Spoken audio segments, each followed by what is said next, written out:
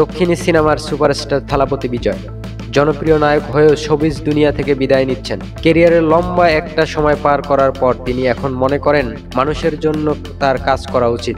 এই ভাবনা থেকে রাজনীতিতে পা রেখেছেন, গঠন করেছেন নিজের রাজনৈতিক দল। 2024 সালের ফেব্রুয়ারিতে রাজনৈতিক দল গঠনের ঘোষণা দিয়ে তিনি 2026 সালের তামিলনাড়ু বিধানসভা নির্বাচনে প্রতিদ্বন্দ্বিতার পরিকল্পনা করছেন।